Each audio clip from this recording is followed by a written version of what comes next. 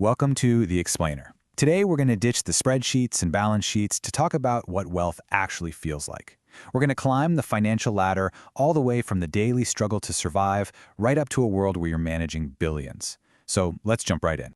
So what is the real difference between having $1,000 in your pocket and having $1 billion? I mean, obviously, it's a huge gap, right? But the answer isn't just about bigger houses or private jets. It's actually something way more fundamental than that. And here it is, the core idea for our whole journey today. Wealth isn't really about the stuff you can buy. It's about the problems you no longer have to worry about. You see, at every single level, life is just a series of problems to solve. Money just completely changes what those problems are. So let's start at the very bottom. This is a world where the problems aren't about next year or even next week. They are immediate, they are relentless, and they are all about one thing: just getting through the next 24 hours. I mean, just look at this. This captures the headspace perfectly. If you're homeless, the very first thing on your mind when you wake up might be a basic human need. Where can I find a safe, clean bathroom?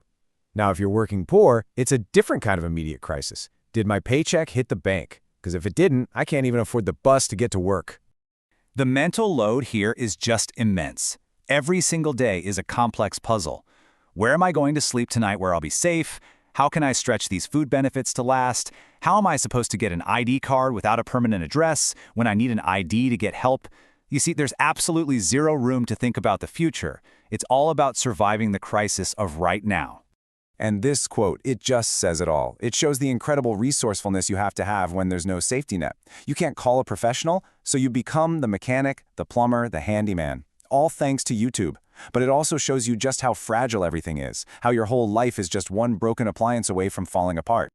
But then, as you climb just one single rung up that ladder, a tiny bit of stability comes in. And with it, a monumental shift in how you see the world. Suddenly, your horizon expands from just surviving the day to actually being able to plan out the week. Okay, so now we're moving into the world of the lower middle and middle classes. Here, the main focus isn't just pure survival anymore. It's about trying to build a small buffer, a little wall, to protect yourself from the next unexpected disaster that's always looming. And this is where, for the very first time, you can see the seeds of future planning. You know, maybe there's a few $100s tucked away in an emergency fund. Maybe you're putting just enough into your 401k to get that company match. It's not a lot, but it is a start. It's that first brick in the wall between you and total catastrophe. But here's the thing. That stability is incredibly fragile. Yeah, you might have health insurance, but with a $5,000 deductible, you're going to avoid the doctor unless it's an absolute emergency. That tiny emergency fund, it gets completely wiped out by one bad car repair. Life is this constant, stressful balancing act, managing your budget literally down to the penny. You have some breathing room, sure, but the air is still really thin. And that brings us to the next massive leap. This one isn't just about having more money in the bank. It's a complete psychological shift. You stop playing defense against disaster, and you start playing offense, actively building a real future. This is the world of the upper middle class and the comfortably rich. And this is where things get really interesting. Because at this level, money starts buying you something that's way more valuable than just stuff. It starts buying you time.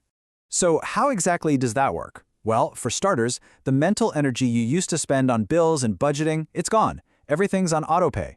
Then all those hours spent on life's chores get outsourced to a house cleaner, a landscaper, a mechanic. You no longer spend your Saturday morning trying to fix a leaky pipe, you just call a plumber. You're literally trading your money to get your time back. And this is where the entire calculation changes. That hour you might have spent calling around for 3 different plumbing quotes to maybe save $50, that hour is now worth way more to you than the money. Your time becomes your most precious asset, and money is just the tool you use to protect it. And now as we climb to the very highest level, the purpose of money transforms yet again. It's not about survival. It's not about stability. It's not even about buying time anymore. Now it's about something else entirely: control, access, and influence over your entire world. Welcome to the world of the ultra-rich. At this level, what you and I think of as personal problems have been completely abstracted away. The challenges you face are now strategic, about managing complex systems and moving vast amounts of capital.